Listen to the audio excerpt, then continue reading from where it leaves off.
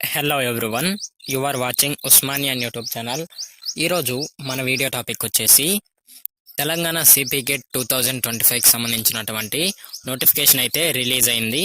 ఈ నోటిఫికేషన్ యొక్క application fee ఎంత, అలాగే ఈ అప్లికేషన్ చేయడానికి మన దగ్గర ఏమేమి సర్టిఫికేట్స్ ఉండాలి అనేది ఈ యొక్క వీడియోలో క్లియర్గా ఎక్స్ప్లెయిన్ చేయడం జరుగుతుంది. Let's get in to our video.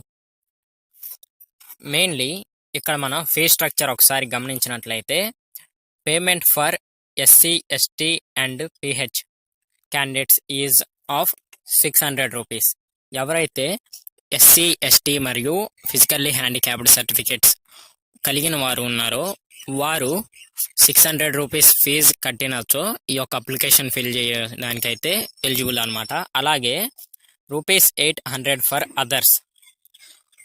ఎవరైతే BC, OC అలాగే other than SC, ST, PH ఉంటారో వీరికైతే 800 రూపీస్ అయితే అప్లికేషన్కి ఫీజు అయితే ఛార్జ్ చేయడం అయితే జరుగుతుంది.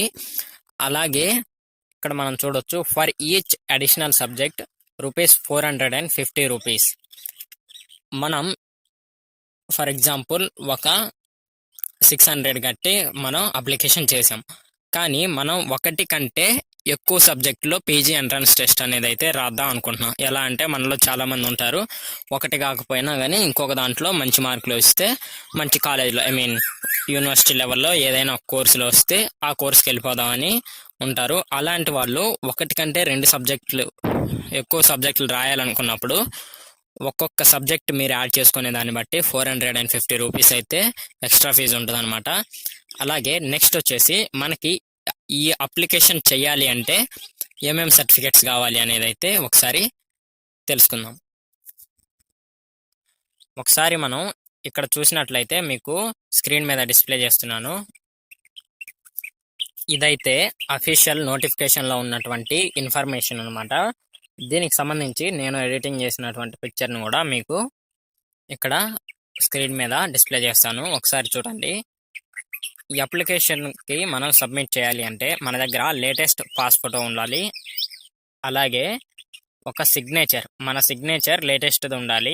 And caste certificate, income certificate అనేది అయితే లేటెస్ట్ అంటే ఏంటి బ్రో అంటే 2025 మార్చి తర్వాత తీసుకున్నది అయితే మీకు చాలా బెటర్ అనమాట. బట్ అప్లికేషన్ చేసేటప్పుడు అయితే మ్యాండేటరీ కాదు, బట్ అప్లికేషన్ చేసిన తర్వాత అయినా మీరు ఇన్కమ్ సర్టిఫికేట్ తెచ్చుకోవడం అనేది అయితే మ్యాండేటరీ అవుద్ది. ఎందుకంటే మీకు ఫీజు రియంబర్స్మెంట్, కాలేజీలో స్కాలర్షిప్ రావాలి అంటే, అలాగే మీరు హాస్టల్లో ఉండాలి అంటే ఈ ఇన్కమ్ సర్టిఫికేట్ అనేది అయితే మెయిన్ అనమాట. అలాగే క్యాస్ట్ సర్టిఫికేట్ లేటెస్ట్ అవసరమా అంటే లేదు, మీకు క్యాస్ట్ సర్టిఫికేట్ 2015లో తీసుకున్నదైనా పర్లేదు, కానీ క్యాస్ట్ సర్టిఫికేట్ ఉండడం కూడా మీకు క్యాస్ట్ రిజర్వేషన్ అప్లై అవ్వడానికి అయితే యూజ్ఫుల్ అవుతుంది అనమాట. అలాగే Aadhaar number plus EWS certificate or PWD certificate if applicable. ఎవరైతే BC ప్లస్ OCస్లో ఎవరైతే EWS ఎకనామికల్లీ వీకర్ సెక్షన్ కింద సర్టిఫికేట్ మీ దగ్గర ఉంటే ఈ సర్టిఫికేట్ తరఫున మీకైతే రిజర్వేషన్ వస్తుంది. కాబట్టి మీ దగ్గర ఈ సర్టిఫికేట్స్ ఉంటే ఈ సర్టిఫికేట్స్ కూడా అప్లికేషన్లో ఇవ్వచ్చు అనమాట. అలాగే మన ఆధార్ నెంబర్ అయితే మనం ఇవ్వడం జరుగుతుంది. అలాగే ఇక్కడ మీకు ఒకసారి ఇమేజ్ డిస్ప్లే చేస్తున్నాను చూడండి.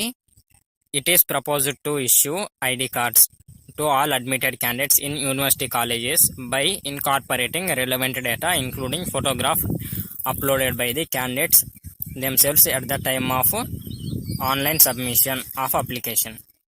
మనం ఏదైతే అప్లికేషన్లో ఫోటో మరియు సిగ్నేచర్ ఇచ్చామో ఈ ఫోటో సిగ్నేచర్ని యూజ్ చేసుకొని మనకి ID కార్డ్స్ అయితే ఇవ్వడం జరుగుతుంది అనమాట.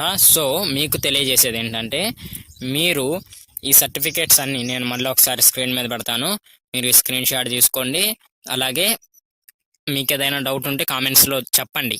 ప్లస్ దాంతోపాటు మీ దగ్గర ఉన్నటువంటి పాస్ ఫోటోగ్రాఫ్ అలాగే సిగ్నేచర్ అనేది అయితే క్లారిటీగా ఉంచుకోండి. ఎందుకంటే ఇదే ID కార్డ్ మీద వస్తాయి, ఇవే మనం కాలేజ్లో ID కార్డ్ వేసుకొని తిరగాల్సి ఉంటుంది అనమాట. సో మీరైతే కొంచెం